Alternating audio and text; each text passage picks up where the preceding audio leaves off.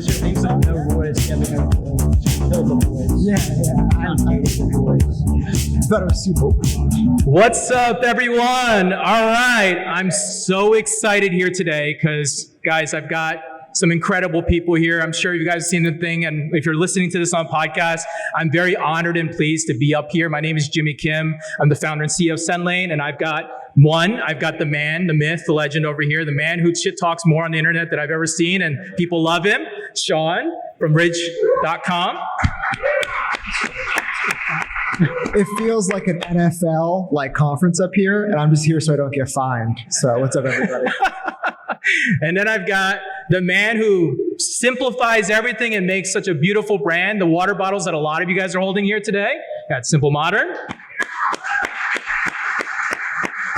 And then last, I actually bought these pans at a Costco roadshow in 2019 or 18, and I didn't know who they were, and then they blew up on the internet, and I was like, I own those things. And that man right there that brought it to the internet right there, Jason Panzer. So today on this live podcast, we have two big things that we're going to talk about. Three things, really. One, we're going to talk about wins. We're going to talk about why these brands are winning. They're going to talk about what they see within themselves. Two, we're going to talk about the Panzerism of the week, because we got to do that. And three, we want to bring you guys up and get you interacting and ask the questions that you might want to be asking to these guys here on stage. So let's start right away and get right to it, man. Sean, why is Ridge winning? Who said we're winning?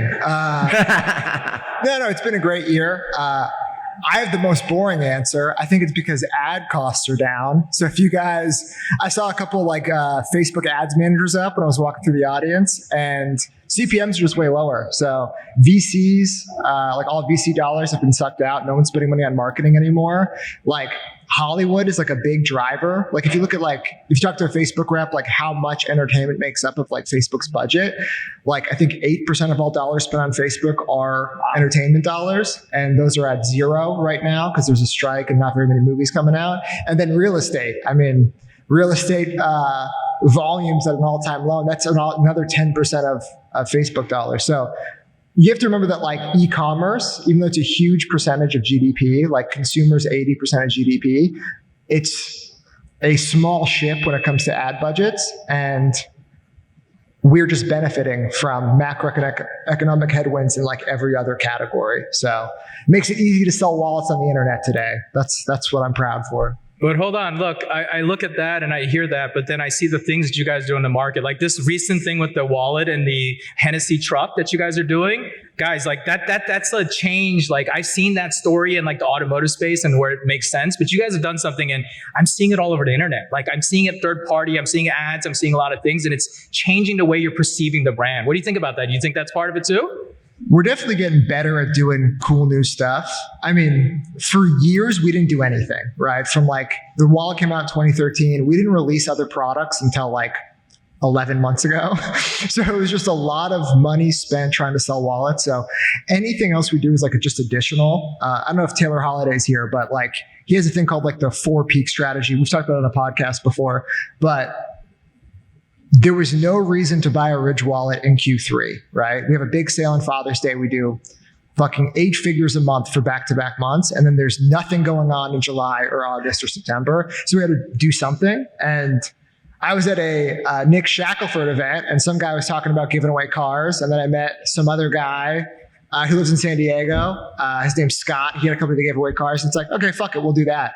And it worked. So this is just the third year of doing that. And it's just better. And we have more money, so we can hire better people to make things a little more polished. So yeah, man, doing stuff to sell wallets. Yeah. No. Hey, he shouldn't get out of here that quick, because one of the things that they did this year that was an absolute masterstroke is they took a shot at a couple product categories. Sean's being way too modest. They took a shot at watches and they took a shot at rings, and rings has been an absolute killer new product for them. And so, Sean, tell us about why rings has worked for you. So probably most of our success is new product expansion, right? I think ad dollars are going further, which is awesome, but rings just unlock a new market, right? How many people in here want to buy a wallet today? The answer is probably less than 1% of the US population wants to buy a wallet today. But there's a big subset. So 1 million people get married every year, and they absolutely need a ring right now, right? So there's an active in-market audience, and we wouldn't have captured those dollars if we didn't have rings. So by just turning those on, it's like immediate. The first month was over $1 million. And it's like, oh, holy shit. Like when you sell something people have to have, right? The marketing efficiency is better. You can just add revenue way quicker. And I was telling some people earlier, it's kind of like concert tickets, right? Like if you ever try to buy concert tickets, the flow is horrible. Like CRO experts need to call up Ticketmaster, but it doesn't matter because they don't have to increase CRO because you want to go see Taylor Swift. Like you will click 5 fucking buttons and you'll put in your password twice and you'll put up with fees and all this bullshit. And rings are kind of like that. There's people who have to buy one. Obviously they have more choice, but unlike wallets, it's a non-discretionary purchase. So that's the biggest unlock with rings. It's just an easy way to add net new revenue to the business. And even if our core business was flat, the fact that we can do several $1 million every single month of drinks, just brand new revenue we couldn't capture otherwise. Wow. All right. Well, you got to back that up, Mike. Well, wait, Mike, before we get to Mike, my mind is blown here because there's water bottles that aren't from Simple Modern.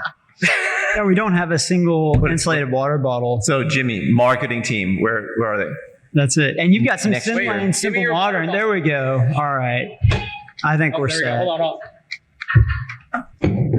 Boom. There we go. We got one right Nice, there. Jake. And it's, Fully and it's endorsed. branded, custom, so we paid extra. Absolutely. Thanks for your purchase. All right, I'll give a couple of answers. So Sean alluded to this. I think our success this year is two things, some of which we control and some of which we don't control. And just like Sean mentioned, every year you're going to have tailwinds or headwinds, and you can't control those. You can't control that Hollywood's having a strike, or that interest rates are low and people are spending money, for dubious reasons on Facebook. There are all these elements you can't control. Some of those for us that we couldn't control but matter. One was there's just been huge secular growth in our category. Obviously, Stanley has crushed it this year. There have been a few brands that have really done well. So like at one point, Stanley had the number 5 key term on all of Amazon. Like that's a mega trend. That's a huge tailwind. Another example of a tailwind, I wrote about this recently. If you look at exchange rates with China, they are the most favorable for importing that they've been since 2007. So if you're an importer, it's a great time to be importing. And also the other thing that stacks on top of that is freight rates are at, lower rates than they were before COVID. Who had that on their bingo card a couple of years ago, right? And so you've got these tailwinds that have kind of stacked for us. We can't control them. And one of the things that happened to us in 22, I'll share you just a little bit, kind of authentically. We had an investor meeting at the end of 22, and it felt like a wake. Like we were really disappointed. Even though we'd had a record year in revenue, the profit hadn't come in anywhere near what we thought, and it felt like we had failed.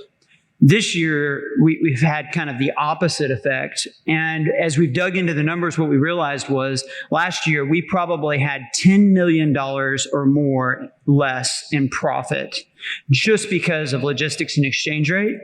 And this year, it flipped and it went the other way. So the first thing I'd just say is one of the reasons why you just want to stay in the game is some years it's going to go your way and some years it won't. And you don't know which years those are going to be. And that's why you got to be in the game.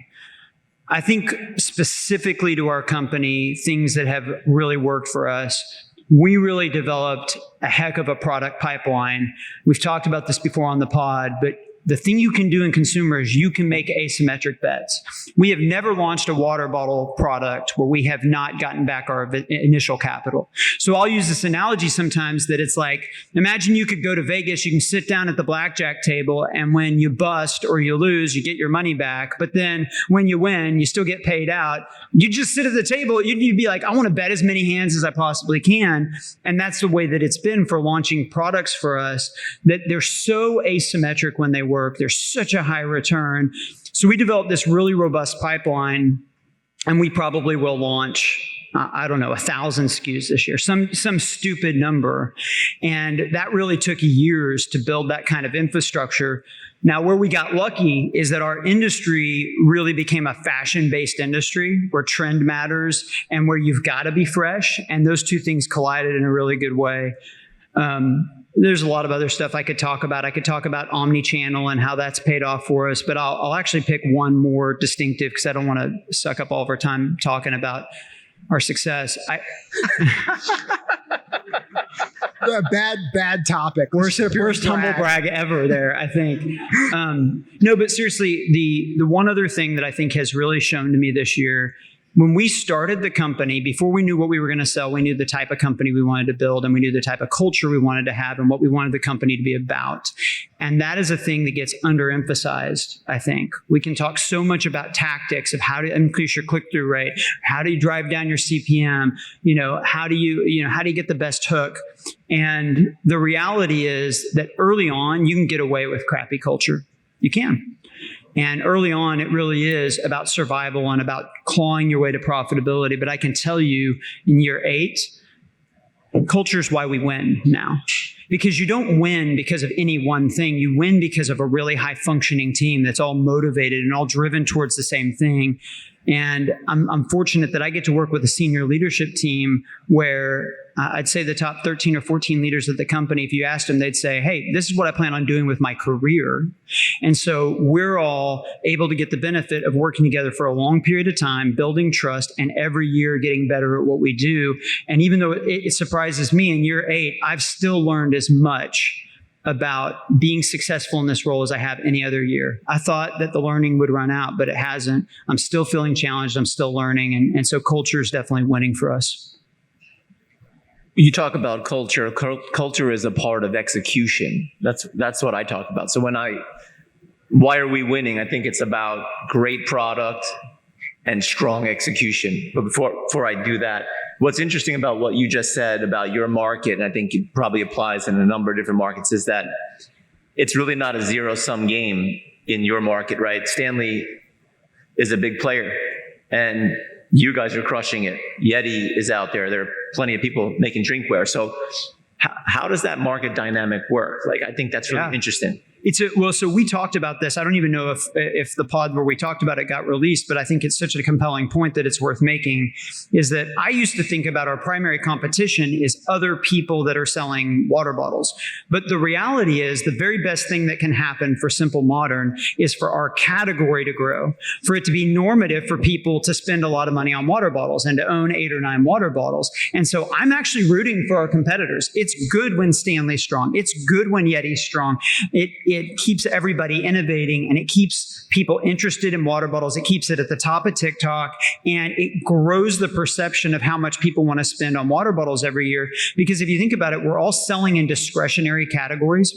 And I mean, like you said, Sean, maybe some of them kind of are on the border like rings, but most of what we sell is discretionary in nature. And so we're competing against other discretionary categories, and that like we're competing against Starbucks, whether we think about it that way or not. And so when our category is strong, when our competitors are strong, that's a tailwind for us. Yeah, we should talk about the way Facebook ads actually work, because we're standing in the house Facebook ads built, right? Like, Shopify is still Facebook's checkout. That's just the reality.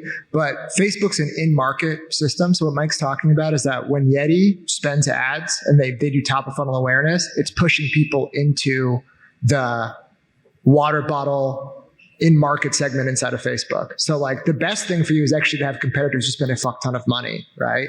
And without them, the whole market's way smaller. And like, it's, the gut instinct is to be like, no, I want to kill my competition. But because of the way ad auctions work, the best thing to have is a ton of competition spending a ton of money. Absolutely. So it's instead of a scarcity mindset, it's an abundance mindset of, hey, not that for me to win, they've got to proportionally lose. But if I run my business well, my competitors run their business well, we're all going to win. I love that, because people ask all the time, why is HexClad so successful? Who are you taking share from? And like, that's not the point. It's not about taking share. The market we've made the market larger. We've increased the TAM. Like Sean says, great products create their own TAM. Caraway is here. There's a bunch of other D2C cookware brands. Not only does it help when they're spending, but just in general, we've changed the way people think about cooking and what they want to spend money on for their kitchen. It's the same as water bottles being a fashion statement. It's the same in your kitchen now. And so it's really not a zero-sum game. It's about building the TAM and increasing the size of the market. And that's why you don't have to hate your competitors. You could admire your competitors. I admire our competitors, but in general, why are we winning? I always talk about this on the pod. It always starts with a great product. It's just like great product is table stakes, great product and great execution. And on the execution side, a great product can help you. It can help sort of hide your flaws, but eventually they will catch up to you. And that's what happened to Hexclad in 2021. In 2020, we were riding off the pandemic. We know we have a great product. And it was all really easy. CPMs were low. It was just like, wow, this is great. Our operations are terrible. That doesn't matter. Like the cash in the bank is going like this. And we got to like the middle of 2021 and we realized that none of us knew how to execute an e-commerce business. And we had hired a VP of marketing who could kind of talk the lingo better than we did. And we were impressed. And that didn't work out. And we managed to get Gordon in 2021. And so that again sort of hid our weakness in execution. And it wasn't until, we talk about weakness. We were barely sending emails, Jimmy.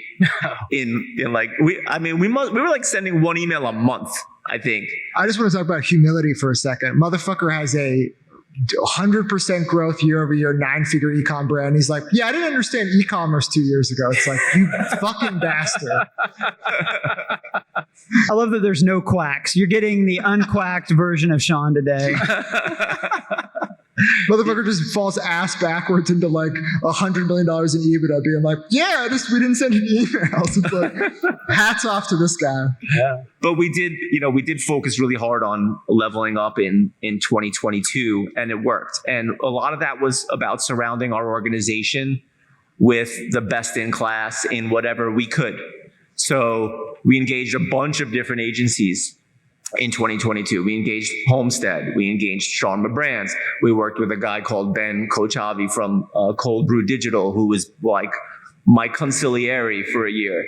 And we used Van Group to rebuild our website. And we took a lot of risks and a lot of swings and all those.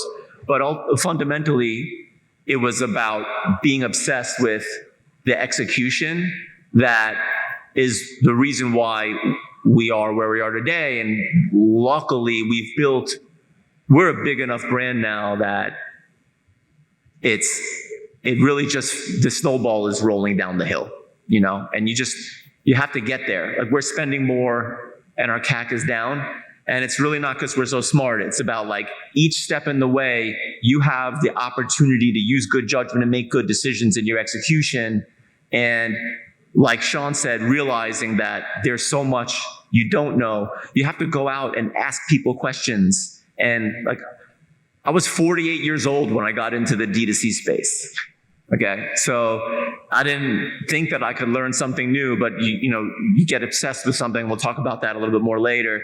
And so, yeah, it's really that focus on execution that has done it for us, I think. I just want to call out what Sean said, humility and growth mindset. It is so easy when a company is as successful as Hexclad has been to just kind of beat your chest and say, we're so smart. And really, if you listen to Jason, you hear the opposite, even though he knows, he's forgotten more about finance than I'll ever know.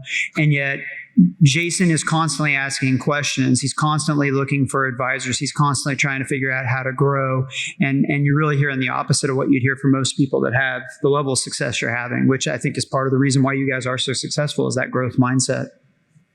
No, I think as I'm listening from the outside, what's really interesting as I hear these things, there's a lot of commonalities. The obsession thing is very clear. Let me ask you guys a different question to that. With that obsession, how does the paranoia feed in? Because I know there's a level of paranoia that this won't continue, right? We're all founders in different ways. I don't know if, Sean, you think they're just going to forever, but like, the paranoia that builds inside of you, it's what I feel all the time. If someone asks me like, are you excited about what's happening? I'm like, no, because in 12 months, I got to be doing double, triple this. And like the paranoia builds inside of you. As founders, do you guys think about that? I'll start with you, Sean.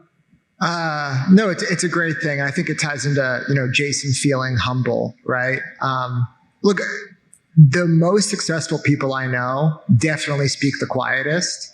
And yeah, we're just having a great year. Going to set records, hopefully do $200 million. But like in the grand scheme of things, like my competition is our no, right? Like LVMH will sell $35 billion worth of leather bags.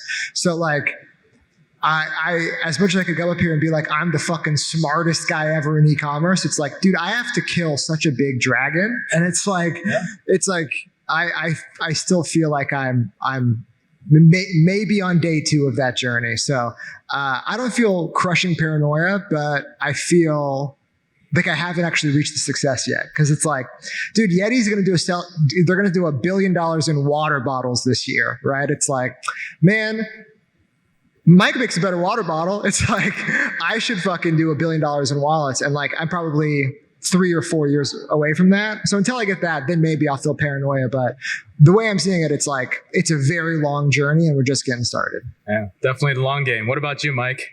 So I'll actually take this a little bit of a different direction. I think one of the most important things I've learned as a founder is about where I find identity. And it is so easy to find your identity in your work, that who I am is my title or it's my revenue chart. And for years, there would be days, in the past when the revenue chart didn't say what I wanted it to, where I would feel embarrassed, and if you've been that person, like we've all been to that place. We've struggled with having our identity totally wrapped up in our job.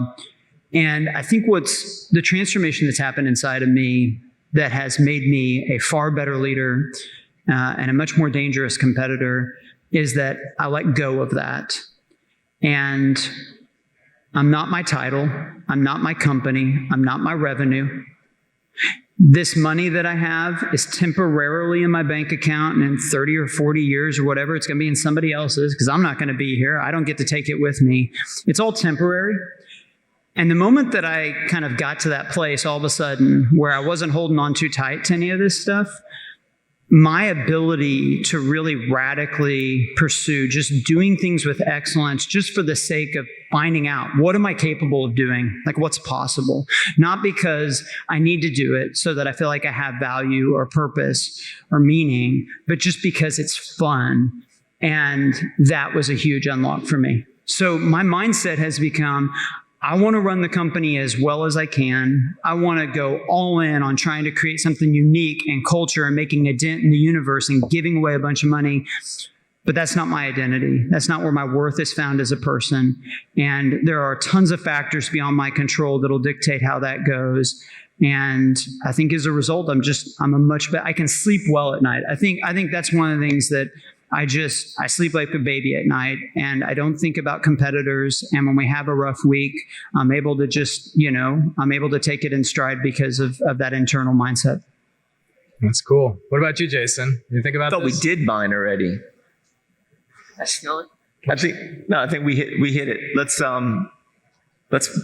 Let's breeze into the panzerism because it's related. Okay. This is perfect for the panzerism. Okay, then. so let's jump into it. We were talking about being obsessed, and I just started doing these things on the pod called Panzerisms just because I feel like I'm the oldest guy on the pod. I call myself the ecom grandpa and try to give people just some of the things that I've learned. The Oracle over of the years. ecom. And so none of them that I necessarily make up, although maybe a couple of them I did, but the one that I was thinking about for today is hard work beats talent when talent doesn't work hard. And it goes back to being obsessed, but like the best entrepreneurs, the best athletes, the best operators, they're all incredibly obsessed with being the best at what they do. You can still have a life like Mike is talking about, outside of it, as we all do. But you have to be obsessed. If you look at this panel, Sean is obsessed, Mike is obsessed, Jimmy is obsessed. If you look out there, Ben from True Classic Tees is here. He's obsessed. Steve from Cuts, obsessed. Everyone that it's just axiomatic that you have to be obsessed. And I'm really not that smart. I'm really not that athletic, but I have a huge capacity to be obsessed, like huge. I went to law school. I went to Fordham Law School in New York City. I graduated in 1997. I went to Arizona State undergrad, which was not a very prestigious university. But everyone who went to Fordham Law School just missed getting into Columbia and NYU. These people were fucking pissed. And that's what I had to deal with. And I had to like go toe to toe with them and study my ass off to get my law degree. And this sort of goes back to like a little bit of career advice that I like to give is every opportunity I've had in my career has been based on my current job, like my job then. It was about being obsessed with being great at my job. And by being great at my job, it led to the next opportunity. And I think that there are a lot of people who are focused on, oh, I'm going to do this job, but I'm going to look over here and I'm going to do my little mentor pass. Kenny's a great guy, by the way. Send him some cookware. But it's like, listen, be obsessed about your current job, and everything else will open up to you. Like, I went to business school while working full time. I went to business school in Columbia at nights and weekends because, like, I was obsessed with that. I was a CFO of a French technology company at the time. The guy who hired me was like, "Oh, you Jason, you don't need to learn French." Like, okay. I showed up in Paris. I had such a headache and nobody on my team. I had 5 accountants on my team. No one wanted to talk to me because I didn't speak French. It was brutal. So I became obsessed. I hired a tutor. I busted my ass and I learned French. So in my 30s, I was super out of shape because I worked at Skadden as an M&A lawyer and like gained like 30 pounds. And so I started running and I did a marathon. I'm like, I really want to do a triathlon. Here's the problem. I did not know how to swim. Like, I literally was like a 2-year-old in the water. I put my face in the water and I'd start like water running up my nose. I would go to the YMCA in Orange, Connecticut and like have fucking panic attacks at the edge of the water. And, 3 years later, I did an Ironman. So I think anyone out there could be up at this table if they're obsessed enough. So you could hard work beats talent. Talent doesn't work hard. I think they can shoot higher than being on this table. I think there's higher things to reach. But I love the statement. Weaponized autism. Just get obsessed with something. And yeah, it's like, man, I wish I had autism for crypto or finances or being a quant, but unfortunately it's ads and e-commerce. So this is what I'm doing. I'll add one thing to what you said, Jason, which is at our company, we have a value of excellence. And it's funny because I'll teach on excellence. And for years, I taught it wrong. I realized excellence, there's 2 different ways you can define it. It's me versus other people. How do I stack up? Or it's me versus myself and what I'm capable of. Like, I use this old analogy. If you've ever played Mario Kart, it's like when you're doing time trial versus Mario Kart GP. Excellence is about when you're racing yourself. And that's the obsession. The obsession for me isn't how can I stack up? How much better can I be than my competitors or anything else? It's what am I capable of? And that am I getting the absolute maximum of what I'm capable of doing? And here's one other thing I've learned about excellence. You can only really pursue excellence in a few areas of your life. And so one of the things that defines our life is where we choose to funnel that, because it really takes so much time and intensity and focus and effort to really even approach our best in any area that you have to choose wisely. Yeah, I think it's a great panzerism, right? It's hard work beats talent when talent doesn't work hard. Yeah, I think we've all seen naturally talented people totally fail because they're not willing to put the hours in. Yeah. Very cool. All right. As we're going through time, I want to be mindful of this, and I want to give the audience here an opportunity to ask some questions. And I'm sure you've got we've got a question right here. Hi. Thank you. There you go. Hi there. So I'm a Gen Zer, and obviously we're all using TikTok. So how are you guys turning towards TikTok to utilize that? You know, the influencers, the UGC, that whole thing. What are you guys doing for your brands on that front? I can take that first. So we're like the poster child for haven't spent any money on influencer, didn't really have a strategy, did not even have a company TikTok account like 18 months ago. But what we have done in the last year that has really worked and has been true to our brand is we created an account, and most of the content, I'd say 90-something% of the content, is us just filming people in the company with our product and doing silly things. And so it feels authentic, which I think TikTok is all about. If it's too shiny, if it's too varnished, it's not believable. And so it feels authentic, but also like it gives people a sense of kind of the culture and what it's like to work at our company and the type of people that work at the company, which makes the brand more attractive. And so, you know, we had an OKR, I think this year, like, hey, let's grow our TikTok following to 25,000, which I know is not impressive. But in the first half of the year, I think we grew it to like 65,000. We might get to 100,000 this year. And we did it all through just taking stupid videos around the office of our people being, and you know, the person who runs it is a 24-year-old person in our creative department. And I think that's probably the future of internal content creation. I know Sean's got some really interesting ideas on this as well. Yeah, well, I think the best thing about TikTok right now is the TikTok shop. So that's, I think, globally released as of maybe last week, maybe Friday or something. So TikTok's done what Facebook should have focused on 5 years ago and integrated content, influencers, and shopping into a very authentic way. And I think there's no public figures on this, but it wouldn't surprise me if there's 100 billion in GMV next year passed through the TikTok shop. They're aggressively pursuing it. I think it'll beat out Temu, and I think it's a real rival to whatever Facebook shops ends up being. So I think that's probably the best thing to focus on. In terms of creating content, my wife's a TikTok influencer, so that's what she does for a living. And she's always shooting content. And then we bought a publication called everydaycarry.com. You're always shooting content. Yeah, dude, I have to help a lot of the time. Trust me, I'm always holding the camera.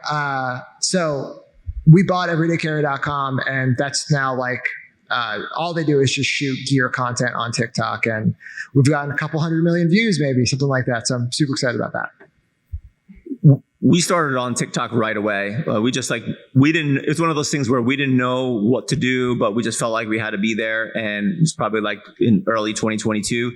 And what the result has been that we get product in people's hands, and people constantly texting me, oh, I just saw this person, that person. A lot of them we don't pay.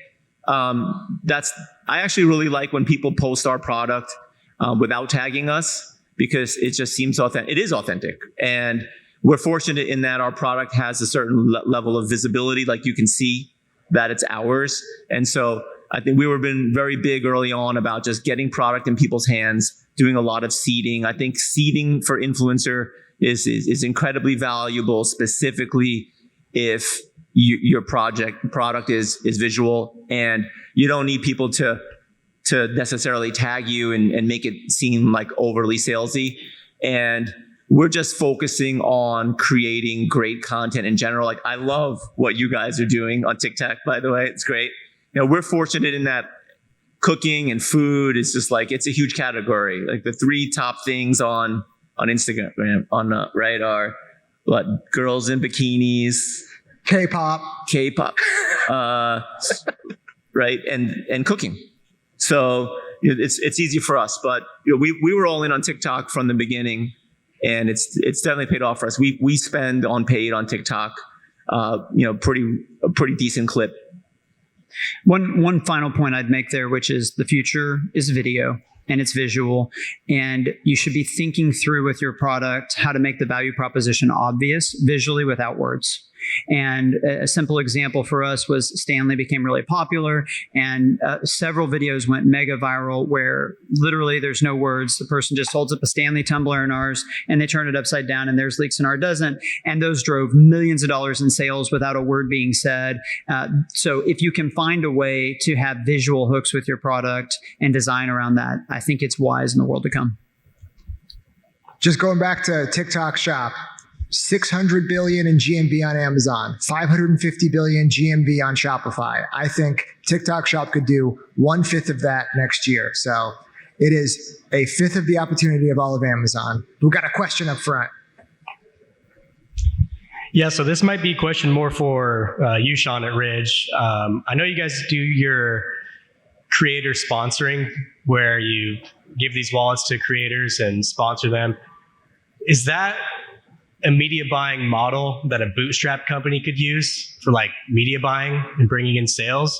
Or does Ridge just use that model for mass impressions? So we run the entire company with a goal of a 0.6 last click in North Beam blended. Okay, so what does that mean? It means within 24 hours of a click, with no view through attribution, we want Facebook, we want everything to be hitting that number, right? And so we spend as much on the channel until we see that number decline. So for TikTok, maybe it's $10,000 a day. On Facebook, it's $65,000 a day, whatever. And why do we do 0.6? It's because we've looked at it, we've modeled it out. That leads to about a 3x MER if you include wholesale and Amazon and whatever else. And we run our influencer program through that same sort of rigor. So it needs to hit a 0.6 last click, and we spend as much money there. Now, it's a lot harder to spend that money, right? And it's way more of a gamble because we sponsored Smarter every day. It costs $100,000 for that video to go live. The day before, you have no idea what's going to happen. And so you have to commit the $100,000 to see what's going to happen. But we do see a direct response from those ads, and we wouldn't do it if we didn't. We have no brand budget, so everything needs to hit inside of that 0.6. Now, could a bootstrap company do it? It's like, yeah, it's just you have to put hours in the day to do that. And if I was starting Ridge again, right now, I would prefer to make my own content on a TikTok, on an Instagram Reels, or a YouTube Shorts than start with sponsoring people, because I've talked about this openly. Sponsoring people's hella fucked up right now, mostly because of FTX and the shift in the algorithm to For You content. If you open up your YouTube home feed, it used to be 10 very large creators, and now it's 9 incredibly small creators getting hundreds of views and 1 Mr. Beast video. So I think the state of the influencer market on YouTube and in general is really fucked up. Awesome. Thank you. Got a question here up front. Yeah. Testing. Oh, Hello. Ask it nicely. Hello. oh we're good. Oh, there we go. Hey there. Question. Right now, can you guys, Mike, you probably can't do this, but maybe the other two. How is your marketing / advertising department structured? Like, who are the key players? What does that look like? Mike can do anything he puts his mind to. So He just doesn't spend any money on marketing. So It's a tough problem to have. I think, Jason, do you want to go first? Because it's a good balance. You have a lot more agencies than I. Yeah, absolutely. So we were very, very agency focused until this year. And we hired Connor, who's out there as our head of growth. Everybody say hi to Connor. We stole him from our agency. No, he left our agency and came and worked for us. So we have our head of growth, and then we have 2 lead kind of performance marketers. One is focused on non-Facebook, so Google, YouTube, and other projects. And then the other one is focused on affiliate and SEO. Underneath them is e-commerce manager. And then we have Andrew, who's here, who runs retention for us.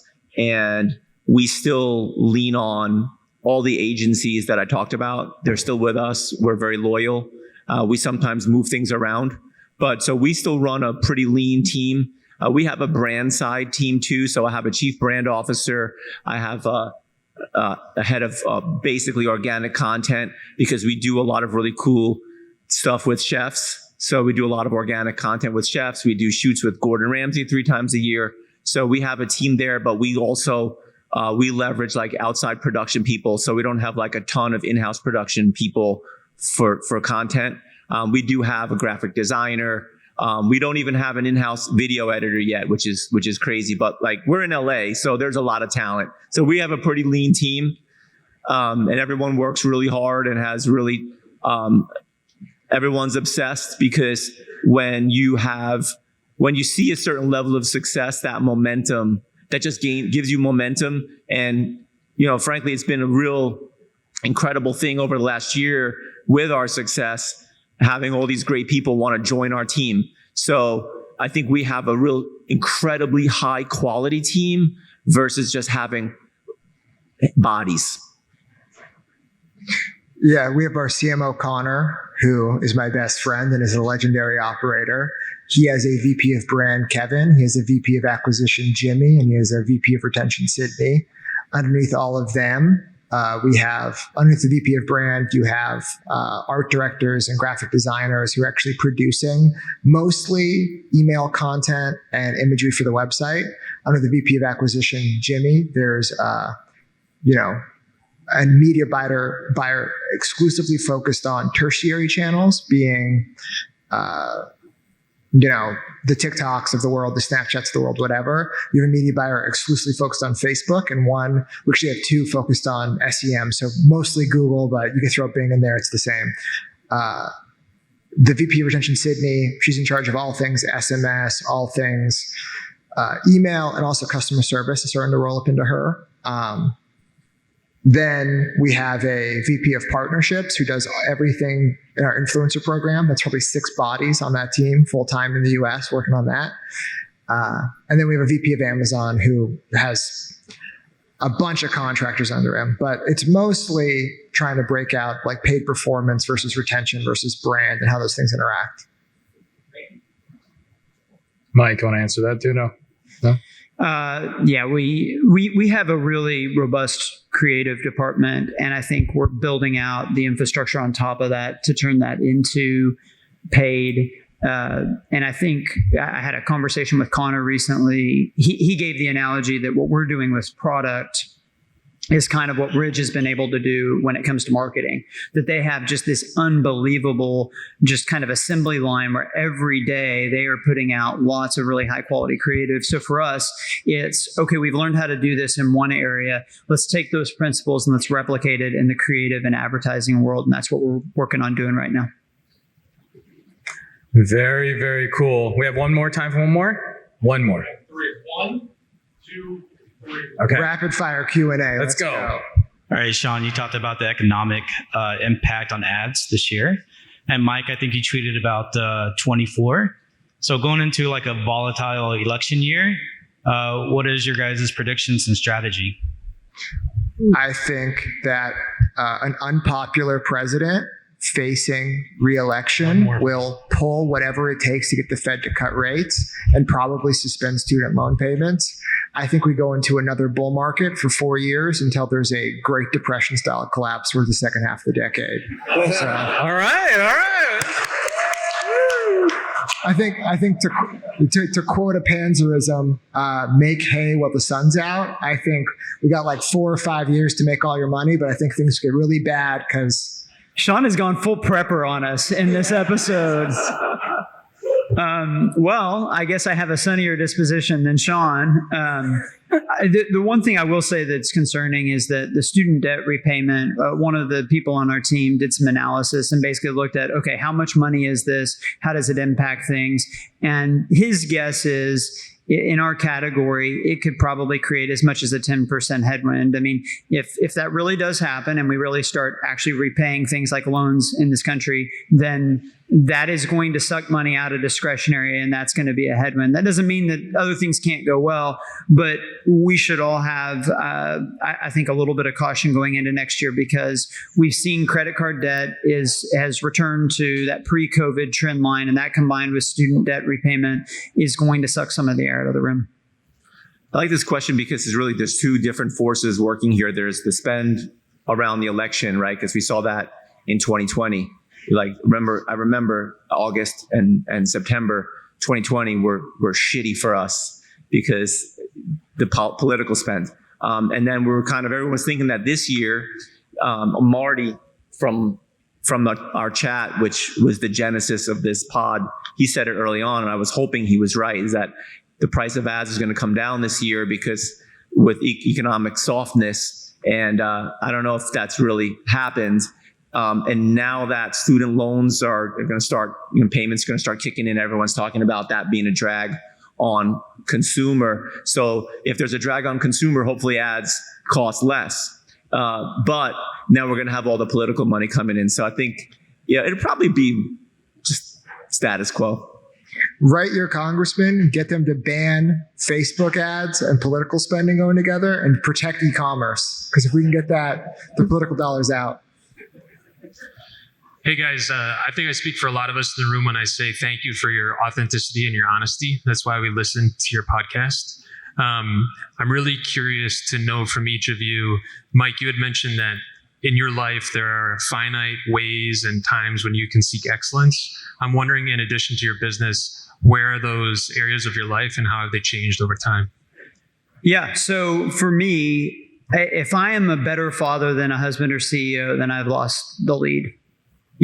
Like, we actually know the answer to this question. There's a lot of research around when people are on their deathbeds, like they're looking back, they reflect what matters to them. We know the answer, right? Now we can choose to avoid that, like it's not real, but I want to be the type of person that runs decisions through the filter of how am I going to feel about this when I'm 70 or 80?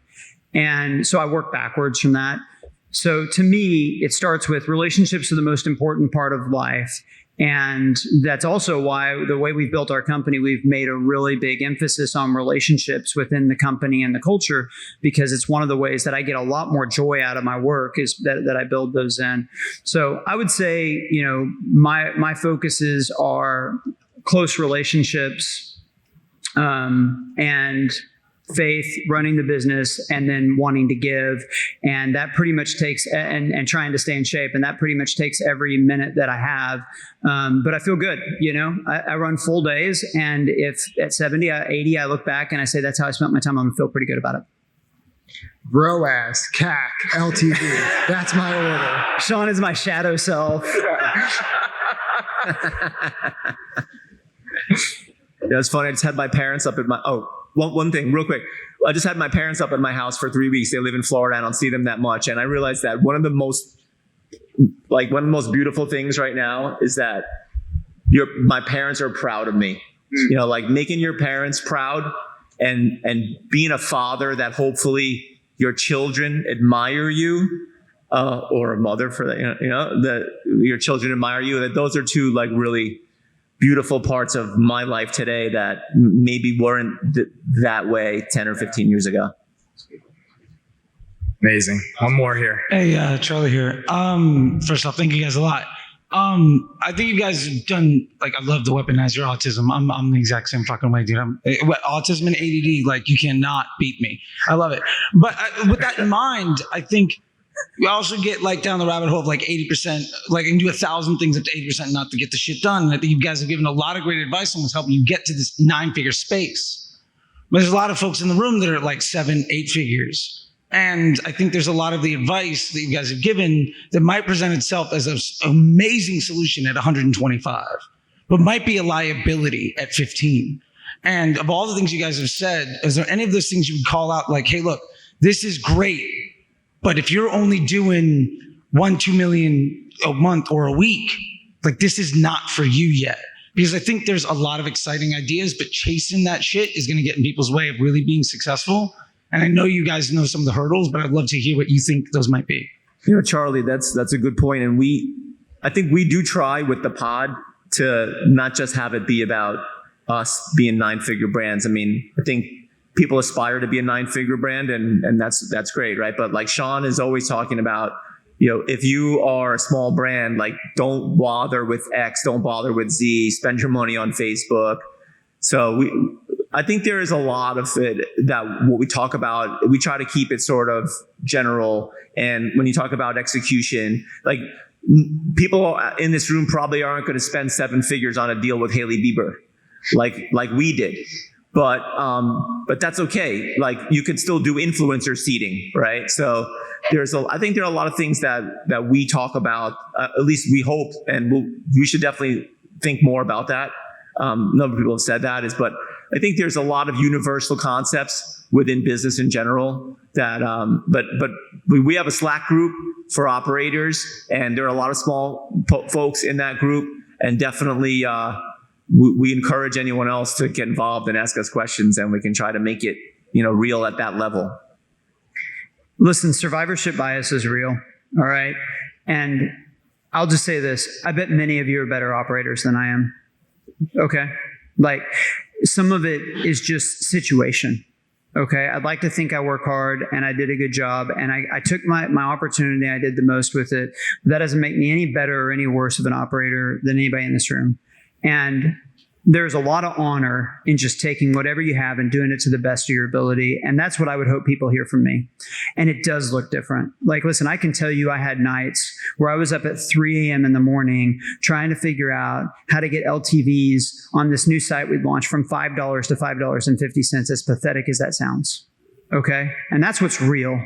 And I know everybody in this room at one point or another has felt the angst of, why can I not make the stupid number go up? Why can we not get to profitability? I really hope what you take away from the show, and this is definitely the heart and the spirit that we do it with, is to help. And I would say, take the things that are helpful, especially the principles that are helpful, and apply them, and just disregard the other stuff. Sometimes we can easily tell ourselves stories about why things worked, and it's because we did this smart tactic or that. And the reality was we just were lucky, right? It's post facto kind of explanation, and the stories we tell ourselves. But I do think this. I think the early days are about being a generalist, and it's about diversely learning all of the different, e-commerce is a generalist game. And this is probably one of the hills that I'll die on, is that you ultimately get to the scale we're at by building great teams. But how do you build a great team if you don't even know what's required to do each of the individual functions well? And how are you going to learn that if you don't first put in the work and do it yourself? And so there's no shortcuts, right? To get to where we are, to get to a profitable business of any scale, you're going to have to put in the work. And I just want to say to everybody in this room, I feel like this is a community where I feel understood. And I get you too, because I've been there too. And listen, I've been a part of companies that I poured everything into and they went to zero. Right? And that's what's true. That's just as true as the fact that I run a company that does 9 figures now. It's part of the game. And that's why I try to, like I said, I've learned to not put my identity in those things. And that was a massive unlock for me. Mike, that was awesome. I just want to say that.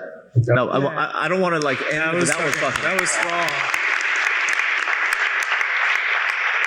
It's hard to follow up. It was a standing ovation type speech. That was really good. But Charlie asked a very important question, right? I think we should just restate it.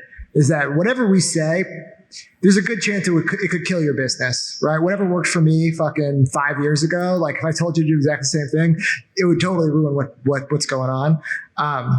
And the Panzerism is hard work beats talent when talent doesn't work hard. Well, luck wins every single fucking time. The best thing you could do is be lucky. So try to optimize for that. You can't. But, practically, I can give you advice that if I was starting today, what I would do is get very, very good at creating content and have a product that people love and is visually appealing. Like, that is all I would do, right? And I wouldn't use it. I would put every single dollar into Facebook ads because I still think that's the best place to put your money. And until you get to a point where the money is better spent on something else, I would not buy. I think I posted this on Twitter. To get to $30 million a year right now, you actually don't need email or SMS. Sorry, Jimmy. You actually don't need attribution software. All you need is an amazing product, the ability to make content, and Facebook ads. And that is advice you could take away today that's currently applicable in 2023. So all the other shit we have, and it's nice to have, it's it's all flashy or whatever. Gordon Ramsay's great. HexCloud could do $30 million with a great product, amazing creative, and Facebook ads. And that's what you should just do until you get to that point. I gotta say, as I listen to this episode has been great. I mean, we've got Sean, basically his message is a TikTok shop, use Facebook as everything else sucks. I got that. We got Mike here. He dropped a lot of personal development knowledge bombs. I really, as an operator myself, listening to him, and it's motivating, it's inspiring, and it's great to hear that you think about the same things I think about, just in a different way. And of course, Jason's obsession, I think that's truthful to probably everybody in this room. Having obsession is really the core of who we are, and being so, what's committed to winning ultimately. And that's why these guys are winning here on stage.